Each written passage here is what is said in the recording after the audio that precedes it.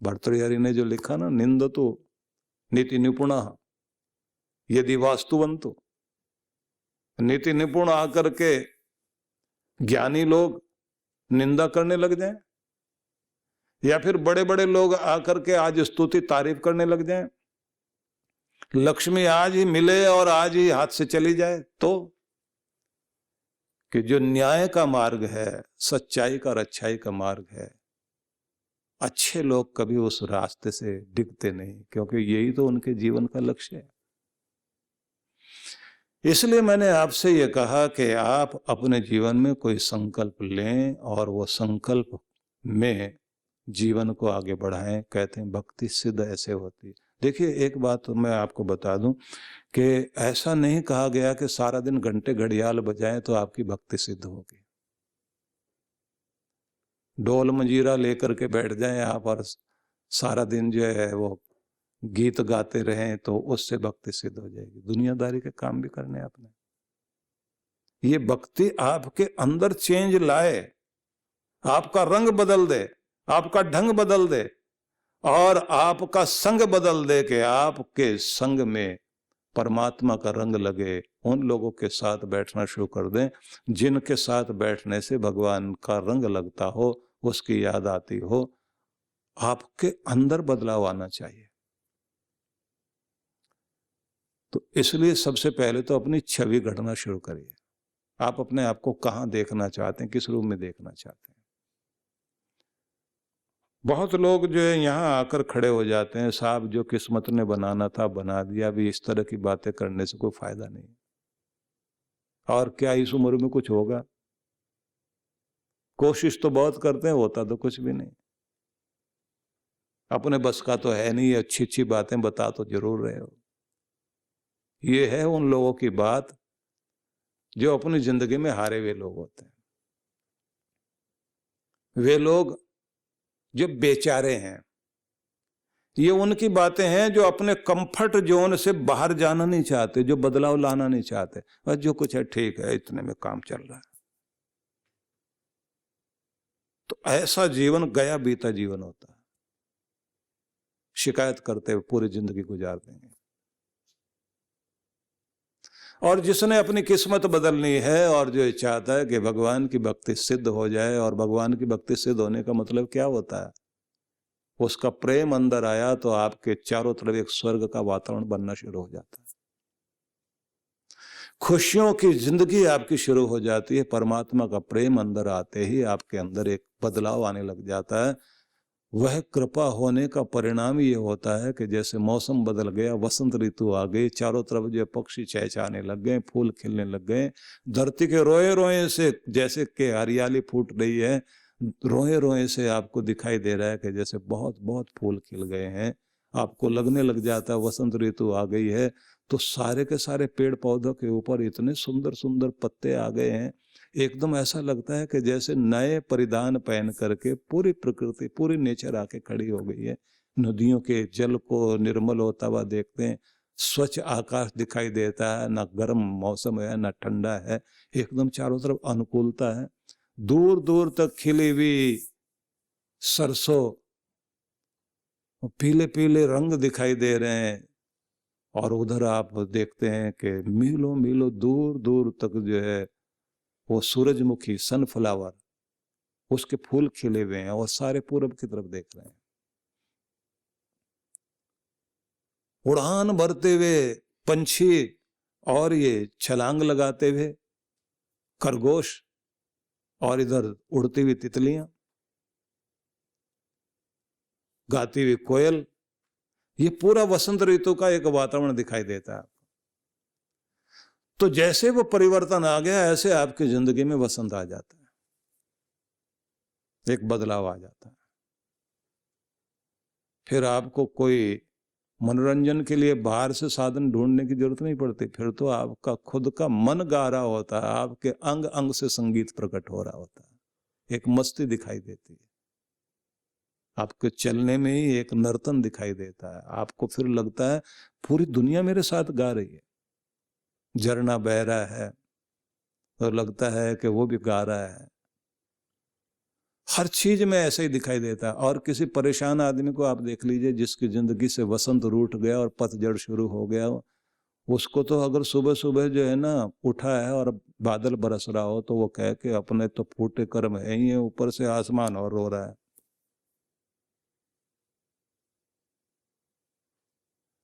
वो हर चीज को कोसता नजर आता है। और ऐसे आदमियों को दुखी लोग बहुत जरूर दिखाई देते हैं चारों तरफ। कहते हैं अपनी तो किस्मत खराब ही है, चारों तरफ भी बेचारे ऐसे ही लोग दिखाई दे रहे हैं। फिर ऐसी चीजें पढ़ेगा आदमी जिसमें यही कहा जाएगा कि दुखी दुख चारों तरफ हैं, और वही कुछ संसार में है। दुख के सिवाय संसार में है ही क्या? रोने से यात्रा शुरू हुई है, रोते रोते जिए, रोते रोते मर गए। बड़ी कुछ बातें करता है आदमी, और जबकि वास्तविकता ये नहीं है। बच्चा जन्म लेता है तो उसको जो है उल्टा लटकाते हैं। पहले उसके फेफड़ों के अंदर जो एक लिक्विड भरा हुआ होता है, उसे निकालना होता है, और पहली बार वो सांस लेता है और हृदय जो है धड़कता है। उससे पहले नहीं था। माँ के गर्भ में रहने वाला बच्चे का दिल जो है वो धड़कता नहीं है। ये बड़ी अजीब बात है। धड़कन शुरू ही बाद में होती है। जैसे ही वो बाहर आया, और आते ही अब आप देखते हैं कि मां से ही सब कुछ वो पा रहा था। जैसे उसको बाहर आते ही उसको सांस लेता है, वो उसकी पहली आवाज रोने की होती है। मतलब जीवन शुरू हो गया है। जीवन शुरू होता है तब जब अनुकूलता और प्रतिकूलता दोनों महसूस होती है। कुछ अनुकूल, कुछ प्रतिकूल। सर्दी लग गई, सर्दी अच्छी लग रही, लेकिन ज्यादा हो गई तो वो बुरी लगेगी। गर्मी ठीक लग रही है, लेकिन ज्यादा हो गई तो बुरी लगेगी। कुल मिलाकर सार में मैं आपको ये कहना चाहता हूं कि जैसा आपका मन मस्तिष्क हो जाता है, वैसा आप संसार देखने लग जाते हैं। इसलिए एक तो अपनी छवि बनाना, चित्त को निर्मल कीजिए, थर्मोस्टेट अपना एक सेट कर लीजिए कि यहाँ इस तरह का मुझे अपने मन मस्तिष्क को रखना, ऐसा व्यवहार रखना, इस तरह से मुझे चलना है। और वैसा जब आप अपने आप को बना लेते हैं तो उसका फिर मजा लेना शुरू कीजिए। आप जो जिंदगी जी रहे हैं उसका आनंद लेना शुरू कर दीजिए। जब तक आप अपनी जिंदगी को कोसते रहते हैं, तब तक आपकी जिंदगी में कभी भी खुशी नहीं आती। जो आदमी अपने आप को कोस रहा बैठा हुआ, वो आदमी कभी भी खुश नहीं हो सकता। कैसा घर मिला, कैसे लोग मिल गए, कैसे लोगों के बीच रहना पड़ रहा है, क्या काम धंधा पकड़ना पड़ गया हमको, अपनी तो किस्मत ही खराब है। तो आप अपने आप को कोसते रहिए और आपकी जिंदगी में कभी खुशी नहीं आएगी। जैसे ही आप हर चीज को सराहने लग जाते हैं, तो आपको एक एक चीज आनंदित करने लग जाती है। जिसको रामकृष्ण परमहंस ने बहुत अच्छे ढंग से कहा था। उन्होंने एक आदमी से पूछा कि आप साधु हैं तो संत की पहचान क्या?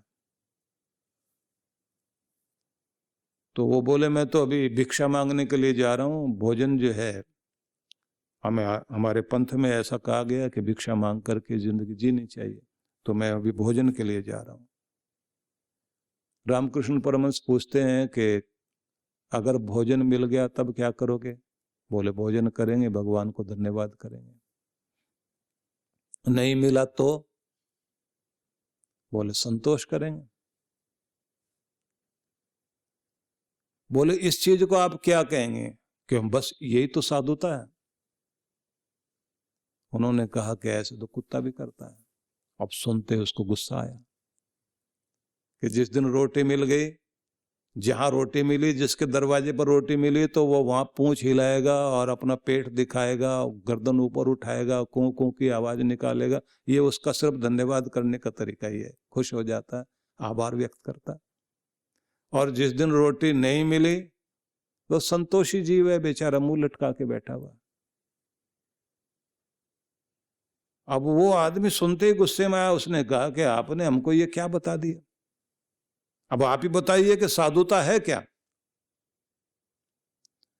उन्होंने कहा कि मिल गया, भोजन मिला, धन्यवाद करो। नहीं मिला, सिर्फ संतोष ही नहीं करो, और बड़ा धन्यवाद करो। किस बात के लिए?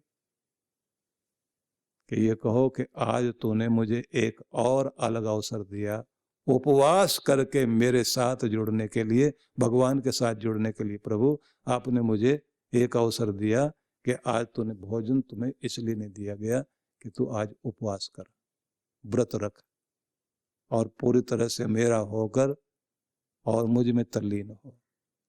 धन्यवाद के गीत का आज उपवास का मौका है। तुम अपनी परिस्थिति को, अगर कोई बुरी परिस्थिति सामने आ जाती है, उसकी शिकायत करने अगर बैठ जाते हो तो इसका मतलब है तुम्हारे जीवन की भक्ति में कमी है। उस दिन भी तुम ये कह सकते हो भगवान शायद कुछ और सिखाना चाहता है, कुछ और चीज देना चाहता है। अगर धन्यता तुम्हारी जिंदगी में है तो वो कहते हैं इसका नाम भक्ति है। हालांकि इतनी ऊंचाई तक जाना आसान बात नहीं है। आदमी आदमी है, परेशान होगा ही होगा।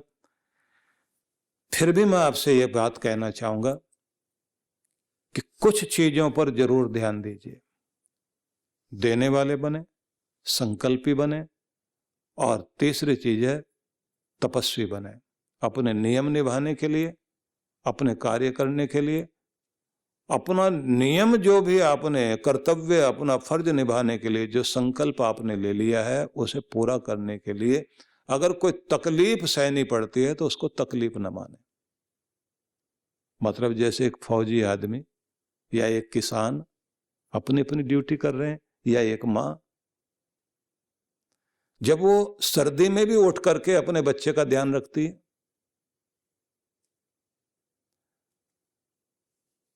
बच्चा गंदा भी कर दे अगर कपड़ों को तो भी माँ जो है बुरा नहीं मानती। यही तो तपस्या है। कोई डॉक्टर किस तरह से एक मरीज के साथ में उसकी गंदगी भी साफ करेगा, उसको जो है ठीक करेगा, उसकी पट्टी करेगा, उसके जो है घाव को साफ करेगा। कितना कुछ घृणा होती है दूसरे को देख करके, लेकिन नहीं, अपना फर्ज निभाने में जो किसी भी तरह से संकोच ना करे और बुरा ना माने, तो वही तो तप है। आपके नियम चलते रहें। और इस तप को और ये जीवन को और ऊंचा उठाने के लिए आगे फिर कहा कि व्यक्ति को होम करना चाहिए, यज्ञशील बनना चाहिए। और ये सब के लिए जरूरी है आपके जीवन में आपका गाइड होना चाहिए, आपका गुरु होना चाहिए जो आपको निर्देश देता रहे। क्योंकि जब तक आपकी गाड़ी में वह स्पार्क करने वाली चीज लगी हुई है जिससे आप अपने गाड़ी को स्टार्ट करते हैं, जहां से गाड़ी स्टार्ट होती है, तो वह चीज आपकी भी जिंदगी में चाहिए जो आपके अंदर वो चिंगारी दे सके कि जिससे आप चलते रहें। क्योंकि समय के साथ साथ आदमी की आग बुझने लग जाती है, उसके अंदर की प्रेरणा की शक्ति कम होने लग जाती है। हर आदमी अच्छा करना चाहता है, अच्छा चल भी रहा होता है, लेकिन समय के साथ में आदमी के साथ में ये मुश्किल आ जाती है कि उसकी अग्नि बुझ जाती है। जैसे राख आने लग जाती है ना अंगारे के ऊपर, ऐसे प्रत्येक व्यक्ति के आगे बढ़ने की जो शक्ति है धीरे धीरे वो खत्म होने लग जाती है। तो फिर कोई चाहिए ईंधन और डालने वाला, फिर जगाने वाला आदमी चाहिए। पहले से ज्यादा नियम को अपने आदमी ठीक करे और फिर वो टारगेट सेट करके दे कि बेटा अब तक तुम यहां पहुंचे हो, अब यहां जाना है तुमने। तो वो जो प्रेरणा दे रहा है और उससे प्रेरणा लेने के बाद अंत प्रेरणा लेकर के आप आगे बढ़ रहे हैं। बस ये जीवन को ऊंचा उठाने के लिए आवश्यक चीज है। और महान पुरुषों ने इतना इतना महत्व दिया है कि माँ बाप की जगह एक समय तक रहती है, उसके बाद में आपके जीवन में जो अंदर से बाहर से आपको प्रेरित करता है, इस दुनिया में भी सफल बनाता है और उस दुनिया में भी सफल बनाता है, वो है गुरु। सदगुरु की इसलिए आवश्यकता है।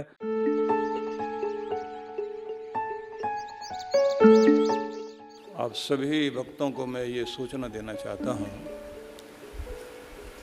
कि जो हर बार जिस प्रकार से हम लोग साधना का कार्यक्रम कराते हैं, और इस बार जो हम लोगों ने हिमालय की साधना के लिए आपको आमंत्रित करना था, तो कोरोना के कारण वो संभव नहीं हो पा रहा, लेकिन फिर भी ऑनलाइन आप लोगों को लाभ देने के लिए आनंद धाम से ही हर दिन आपको ध्यान से जोड़ने के लिए व्यवस्था की जा रही है। सबसे पहले 5 दिवसीय ब्रह्म शक्ति जागरण ध्यान, इसका शुभारंभ होगा।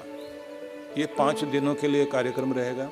इसका लाभ आपको इस रूप में होगा कि जो शक्ति पूरे ब्रह्मांड को चलाती है, लेकिन हम ही उस शक्ति को नहीं पहचानते और उसका लाभ नहीं ले पाते। तो इसी के लिए ये ध्यान है।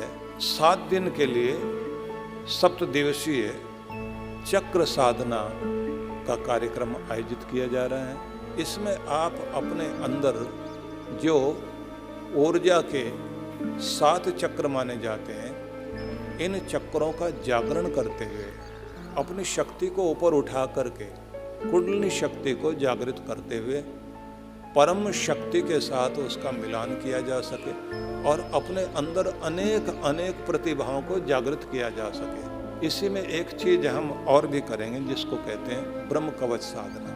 एक दिन की ये साधना भी साथ साथ कराएंगे, जिससे आपके चारों ओर एक कवच बन सके भगवान का, आपका ओरा स्ट्रांग हो सके। तो वो सारा लाभ आपको इन 7 दिनों में मिलेगा। यदि आप चांद्रायण तप करने के लिए तत्पर हैं, तो फिर मेरा निवेदन ये है कि जो साधना के लिए विशेष रूप से हम लोग सबको बुलाते हैं चांद्रायण साधना, यह 1 महीने की साधना होती है, लेकिन लघु चांद्रायण जो है इसे आप घर बैठे भी कर सकेंगे।